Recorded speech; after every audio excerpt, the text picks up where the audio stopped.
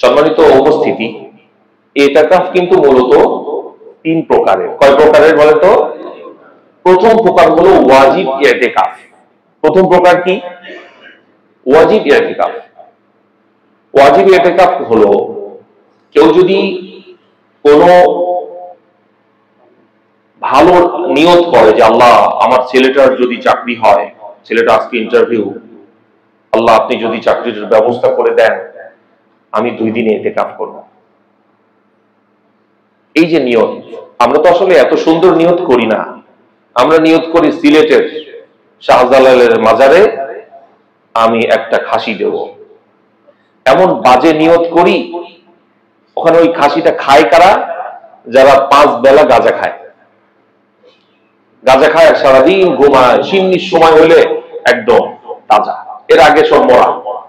সিন্নি বিতরণের টাইম হইলে এরা তাজা হয়ে যায়। আস্তাগফিরুল্লাহ আল আযীম। এখানে আমাদের জন্য শিক্ষা হলো, কোন ভালো আশাকে সামনে রেখে বাজে মান্যত করা যাবে না। মান্যত করা এটা কোরআনুল কারীম এবং হাদিস দ্বারা অনুমোদিত। তবে মান্যত করতে হবে কি? ভালো মান্যত করতে হবে, আল্লাহ তাআলার জন্য মান্যত করতে হবে যে আল্লাহ আমার ছেলেটার যদি, আমার মেয়েটার যদি আপনি ভালো একটা ছেলের ব্যবস্থা করে দেন, আমি আপনার ঘরে মসজিদের জন্য 1 লক্ষ টাকা দেব। আমি উদাহরণ দিচ্ছি এমনি। আপনি নিয়ত করলেন যে আল্লাহ আমি 2 দিন ইতিকাফ করব। যদি কেউ ইতিকাফের এরকম মান্যত করে, এই ইতিকাফটা ওয়াজিব ইতিকাফ। মনে থাকবে ইনশাআল্লাহ। এই ইতিকাফের সাথে কিন্তু রোজাও লাগবে। এই ইতিকাফ যে কয়দিন ইতিকাফের আমি নিয়ত করব, ওই কয়দিন আমাকে রোজাও রাখতে হবে। দ্বিতীয় প্রকারের ইতিকাফ হলো সুন্নতে মুআক্কাদা আলাল কিফায়া, যেটা এই রমজানুল মুবারকের শেষ দশকের ইতিকাফ। সুন্নতে মুআক্কাদা আলাল কিফায়া, অর্থাৎ সুন্নতে মুআক্কাদা এই জন্য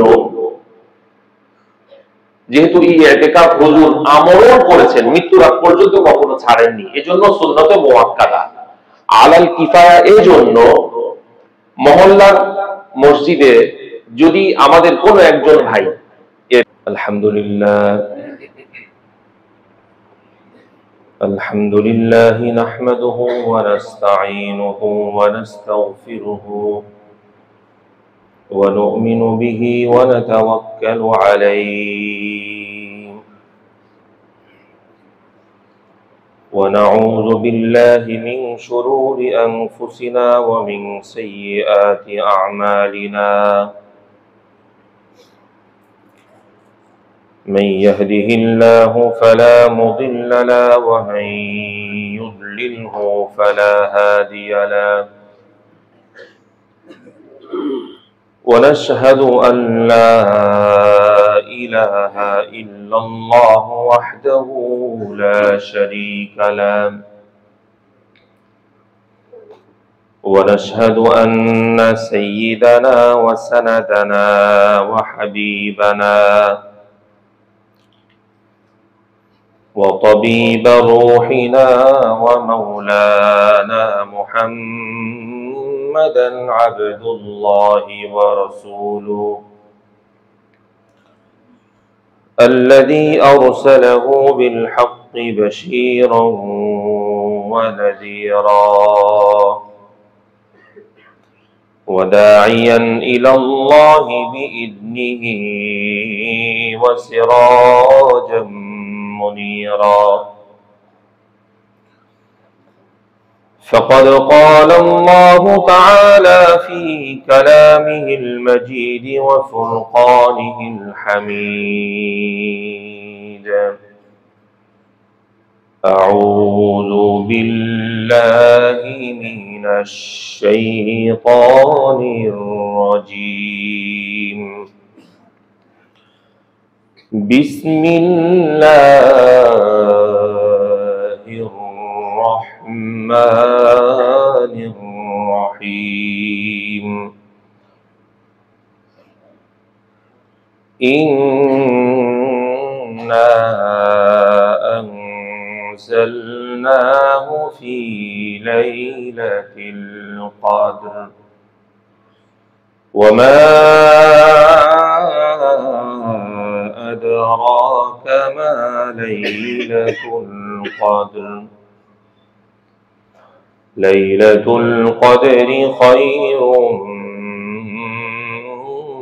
من 1000 شهر إلى آخر الآية. وقال تعالى في آية كلمات أخرى ولا تباشروهن وأنتم عاكفون في المساجد. وقال رسول الله صلى الله عليه وسلم تحروا ليلة القدر في الوتر من العشر الأواخر من رمضان أو كما قال النبي عليه الصلاة والسلام. وقال تعالى في شان حبيبه إن الله وملائكته يصلون على النبي يا أيها الذين آمنوا صلوا عليه وسلموا تسليما. محبت الشتى درود إبراهيم পড়ি। اللهم صل على محمد وعلى آل محمد كما صليت على إبراهيم وعلى آل إبراهيم إنك حميد